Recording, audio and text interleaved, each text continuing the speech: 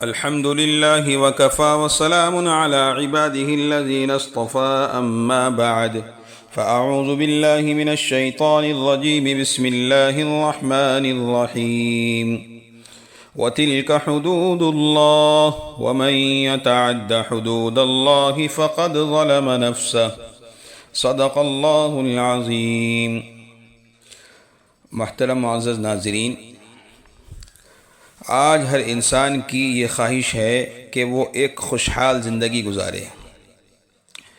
اس کے لیے وہ یہ چاہتا ہے کہ اس کی کمائی اچھی ہو، نوکری اچھی ہو، کامیاب بزنس اس کے پاس ہو، اپنا ذاتی گھر اور لگژری گاڑی ہو، اور کم محنت میں وہ زیادہ کما لیتا ہو۔ یہ سب کی خواہشات ہوتی ہیں تاکہ خوشحال زندگی گزاری جا سکے۔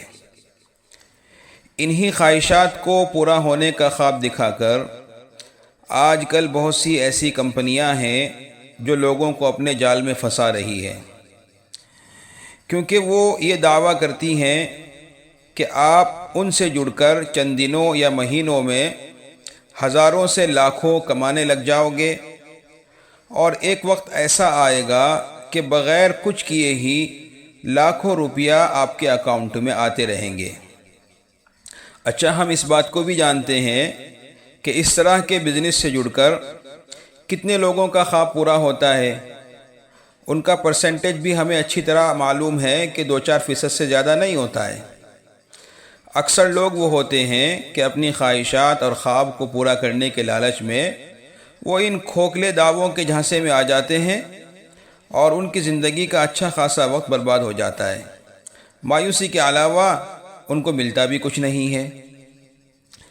ایسی ہی ایک مشہور کمپنی ہے فار ایور لیونگ پروڈکٹس۔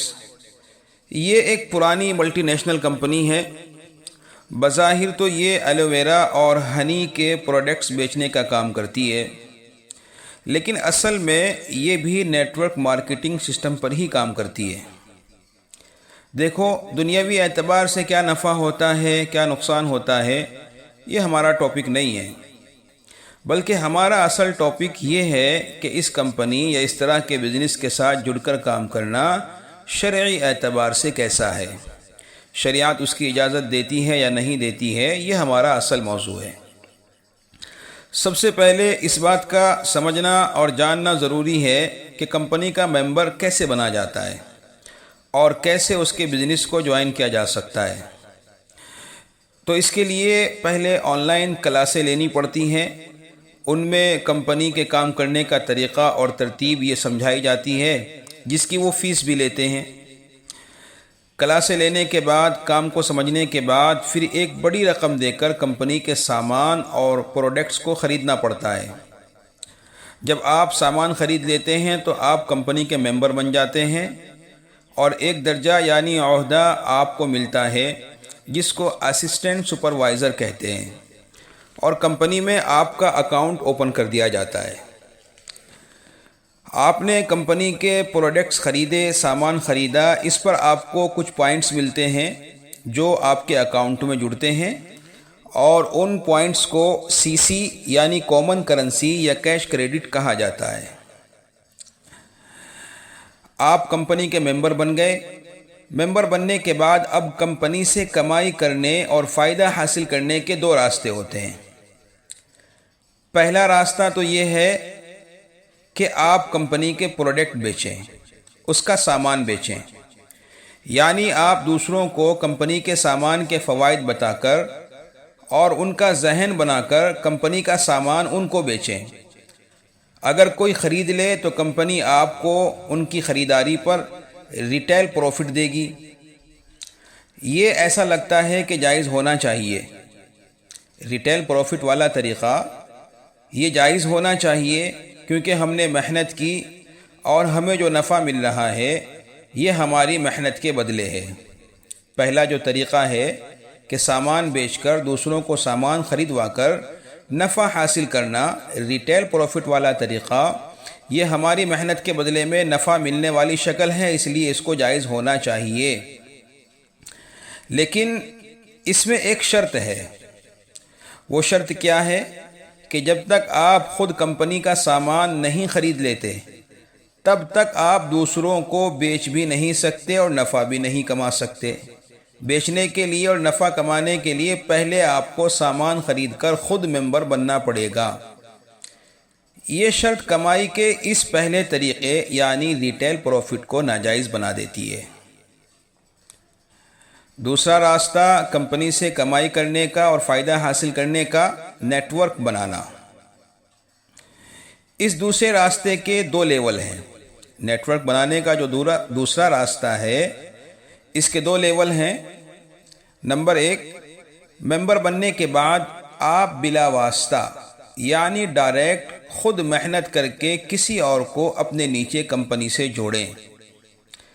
جس طرح آپ کو خود کمپنی جوائن کرنے پر پوائنٹ ملے، اسی طرح جب دوسرا آدمی آپ کے نیچے کمپنی جوائن کرے گا، کمپنی سے جڑے گا، تو اس پر بھی آپ کو نفع کے طور پر کچھ پوائنٹ ملیں گے۔ یہ نفع جائز ہو سکتا تھا۔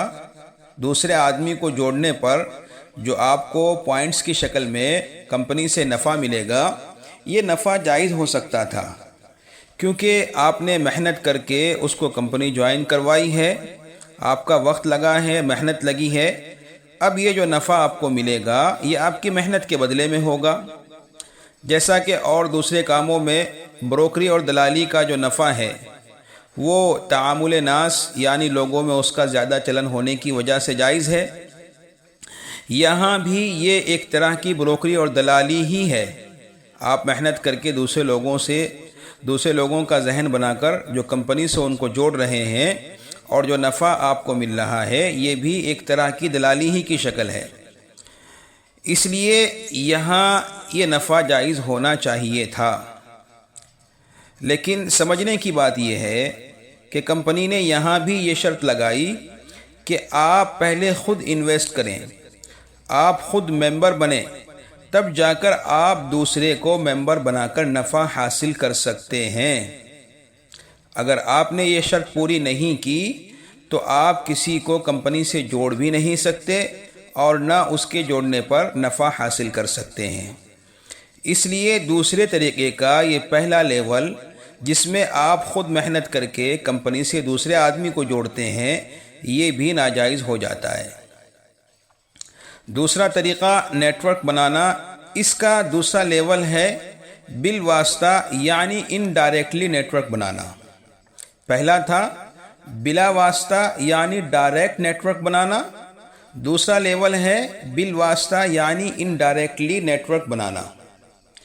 اس کی شکل یہ ہوتی ہے کہ آپ نے کسی کو جوڑا، پھر وہ اپنے نیچے کسی کو جوڑتا ہے، وہ بھی آگے کسی اور کو جوڑتا ہے، اور پھر ان سب کا نفع کمپنی جوائن کرنے پر آپ کو بھی دیتی ہے۔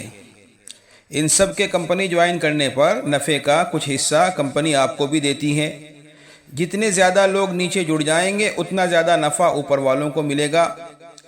یہ تو بالکل ناجائز ہے، کیونکہ جو لوگ نیچے جڑ رہے ہیں دوسرے، تیسرے، چوتھے، پانچویں نمبر پر یا اس سے نیچے، ان پر تو آپ کی محنت ہی نہیں ہے، نہ آپ نے ان کا ذہن بنایا، نہ آپ نے ان کو محنت کر کے کمپنی سے جوڑا۔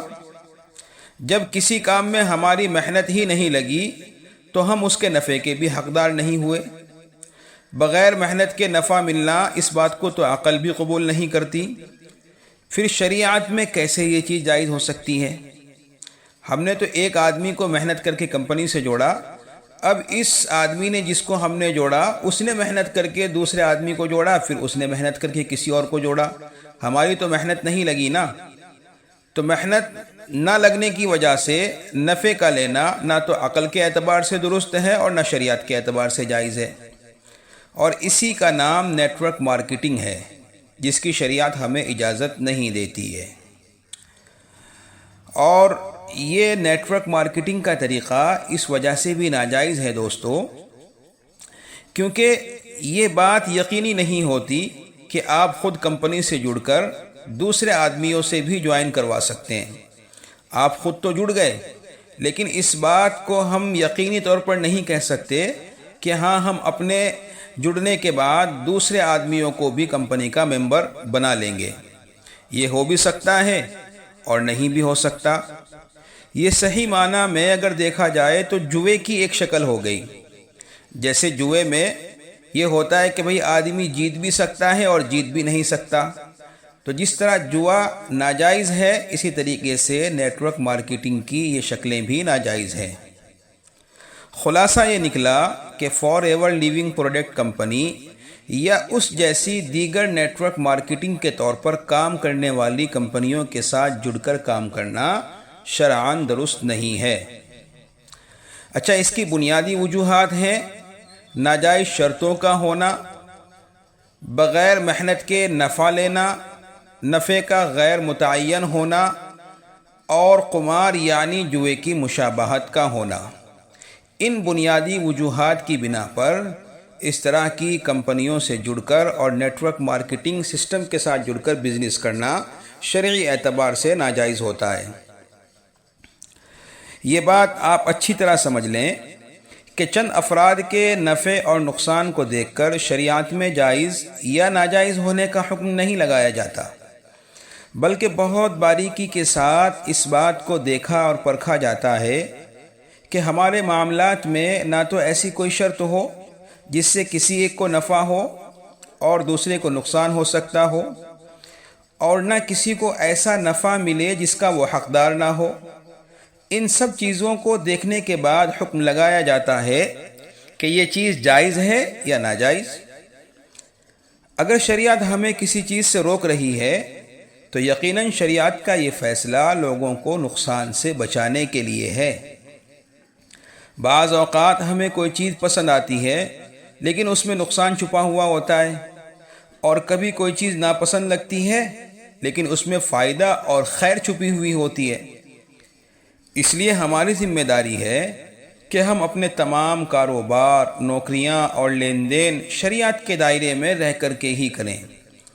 اگر بظاہر کوئی بڑا نفع دکھائی دے مگر وہ شرعی حدود سے باہر ہو تو فوراً رک جانا چاہیے۔ حرام کمائی سے وقتی فائدہ تو ہوتا ہے مگر آخرکار حرام کمائی یہ نقصان کا ہی سبب ہوتی ہے۔ اس لیے اللہ پر یقین رکھیں، جو بندہ اس کی رضا کے لیے ناجائز راستے سے بچتا ہے اللہ اس کے لیے بہتر اور پاکیزہ رزق عطا فرماتے ہیں۔ اگر ہم حرام کا ایک دروازہ اللہ کی رضا کے لیے بند کریں گے تو اللہ حلال کے 1000 دروازے ہمارے لیے کھول دے گا۔ اللہ ہم سب کو بہترین، پاکیزہ اور حلال رزق عطا فرمائے، آمین۔